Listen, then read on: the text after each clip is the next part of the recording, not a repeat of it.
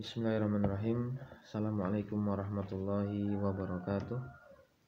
Innal hamdalillahi nahmaduhu wa nasta'inuhu wa nastaghfiruh wa na'udzu billahi min syururi anfusina wa min sayyiati a'malina. May yahdihillahu fala mudhillalah wa may yudhlilhu fala hadiyalah. Asyhadu an la ilaha illallah wa asyhadu anna Muhammadan 'abduhu wa rasuluhu la nabiyya wa la rasulahu ba'dah. Laqad qala Allah Ta'ala pada na'udzu billahi minasyaitonir rajim. Bismillahirrahmanirrahim. Ya ayyuhalladzina amanu taqullaha haqqa tuqatih wa la tamutunna illa wa antum muslimun. Jamaah yang dirahmati oleh Allah Subhanahu wa taala. Pada kesempatan kali ini kita akan membahas mengenai kulit bangkai dan juga definisi bangkai dalam fikih Islam. Kami mengambil kitab At-Tazhib Matan Abi Suja, fikih dasar Imam Asy-Syafi'i, mazhab Syafi'i. Masuk ke pembahasan al-faslu wa juludul maitati tadhuru bid-dibagh illa jildal kalbi wal hinjiri wa ma tawallada minhuma aw min ahadihima wa admul maitati wa sya'ruha najisun illal adami. Ya. Jadi kulit itu bisa suci, ya, bila mana ia disamak, ya. Illa jildal kalbi wal hinjir, kecuali kulit babi dan kulit anjing. Wa ma tawallada minhuma, atau yang dilahirkan dari keduanya, au min ahadihima, ya, atau salah satu dari keduanya. Wa admul maitati wa sya'ruha najisun illal adami. Ya, jadi tulang bangkai, tulang yang sudah dari bangkai, dan sya'ruha itu rambutnya, najis kecuali tulangnya dan rambutnya manusia. Ya, kita lihat footnote-nya. Yang pertama, Rasulullah Shallallahu Alaihi Wasallam telah bersabda bahwasannya idza dubihul ihabu faqad tahura, jika kulit itu telah disamak maka ia suci. Al-ihab al-jildu. Jadi ihab di sini maknanya adalah jildun, yaitu kulit, ya. Wa dubiho dibagh itu disamak, maknanya azilatu fudulihi, ya, menghilangkan sisa-sisa, warutubatihi, ya, yang basah, allati yufsiduhu baqauha, yang merusak, ya, yang merusak kulit tersebut, maka itu dihilangkan. Jadi sisa-sisanya atau yang basahnya itu dikeringkan. Maka ketika sudah dikeringkan kulit itu dan diberikan sesuatu yang dapat, ya, kulit itu bertahan bagus, ya, tidak rusak, maka itu bisa dikatakan disamak, ya. Jadi kalau misalnya kulit kita ingin menyamak kulit sapi, ya, sisa-sisa daging-daging yang ada di kulit itu dihilangkan, dikeringkan kulit itu, ya, dikasih sesuatu yang bisa membuatnya lebih tahan, lebih lama. Lalu di sini disebutkan bahwa kecuali kulit babi dan kulit anjing, ya. Kulit babi ya sudah maklum, seorang mukmin tidak diperbolehkan makan dengan kulit babi, ya. Mau di Jipang, sebuah oleh-oleh di daerah mana, ya, lalu kita makan untuk dijadikan oleh-oleh, itu tetap tidak diperbolehkan. Apapun itu bentuknya, bila mana kulit tersebut dari babi dan anjing, maka haram untuk dimakan. Bahkan tidak hanya kulit, semuanya bagian dari keduanya, ya.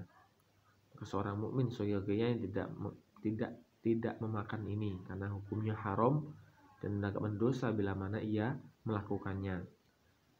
Kalau tidak tahu ya bolehlah ya, karena tidak tahu, karena ada makan makanan yang ternyata ketika ditelisik lebih dalam dia sudah makan sampai nangis ya melihatnya, karena memang ternyata kandungan yang atau bahan yang digunakan suatu makanan itu adalah bahannya babi. Lalu selanjutnya adalah di sini disebutkan Allah Subhanahu wa taala telah berfirman, "Hurrimat 'alaikumul maitatu." Ya. Jadi Allah telah mengharamkan kepada kita semua maitah, bangkai. Ini dalam surat Al-Maidah ayat yang ketiga. Apa disebut bangkai di sini dalam fikih Islam? Bangkai di sini definisinya adalah kullu hayawanin zalat hayatihi bighairi dzabh syar'i. Semua hewan yang meninggal atau yang mati bighairi dzabh syar'i, tanpa dipotong secara syar'i. Ya, kalau ayam, ketika ayam itu ketabrak mobil lalu mati, maka itu disebut dengan bangkai yang kita tidak boleh memakannya. Oh, eman-eman udah ketabrak, udahlah makan aja, enggak ya. Atau ada bebek terbang pas jatuh nuncep langsung mati, maka tetap itu menjadi bangkai kan tidak dipotong secara syar'i ya. Ini yang pertama, disebut bangkai, ia dipotongnya tidak secara syar'i.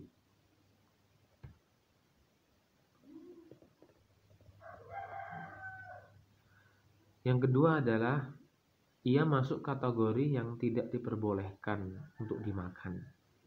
Salah satunya adalah daging himar, keledai yang jinak. Ma la ya'kulu lahmuhu idza zubiha kal himari. Ya, jadi tidak diperbolehkan memakan dagingnya ya, bila mana ia sudah dipotong pun ya, seperti apa? Himar, keledai yang jinak. Ini yang kedua. Jadi maknanya memang sudah diharamkan, sudah tidak diperbolehkan walaupun ia sudah memotongnya. Ya, kalau sudah dipotong dengan baca basmalah pun, kalau itu kategorinya tidak diperbolehkan untuk dimakan, maka itu jatuhnya tetap haram ya. Ya, kalau misalnya anjing atau babi udah dibacain bismillah ketika memotongnya, ya tetap ya itu dalam keadaan haram karena asalnya atau dasarnya memang sudah tidak diperbolehkan untuk dimakan. Lalu selanjutnya adalah wa ma ya'kulu lahmuhu idza lam tatawaffar suruta dabhihi. Jadi daging yang dipotong namun ia tidak memenuhi syarat-syarat pemotongan ya. Apa sih syarat-syarat pemotongan itu? Yang pertama, kita bisa, yang sering kita dengar adalah membaca basmalah. Ini hati-hati ya, motong kalau nggak baca basmalah bisa hukumnya haram ya. Jadi punya ayam udah dipotong tapi nggak baca basmalah, hati-hati ya, hati-hati. Lalu juga urat ya, urat di sini ada urat leher itu ada 3 saluran ya.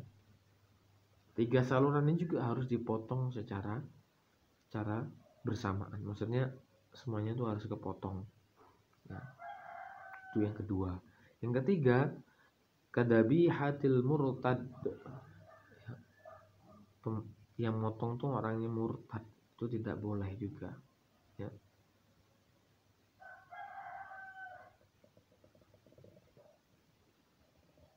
Jadi seperti itu, ada 3 hal. Nah, di sini sebutan juga kenapa bangkai manusia itu enggak najis ya. Dalilnya firman Allah Subhanahu wa taala di dalam surat Al-Isra ayat yang ke-70, walaqad karramna bani Adam ya. Allah Subhanahu wa taala telah memberikan kemuliaan kepada bani Adam. Mulia ya. Oh, nanti ini pembahasannya bisa masuk bagaimana dengan bangkainya orang-orang kafir musyrik. Nah, ini nanti insyaallah kita bahaslah. Sungguh sangat luar biasa. Ya demikian ya. Jadi kesempatan pada pertemuan kali ini pembahasannya mengenai disama dan juga kriteria pemotongan atau kriteria bangkai yang dia disebut bangkai, dan juga mengenai bangkai manusia itu apakah suci ataukah tidak secara mendalam. Insyaallah kita akan bahas selanjutnya di pertemuan selanjutnya. Barakallahu fikum. Wassalamualaikum warahmatullahi wabarakatuh.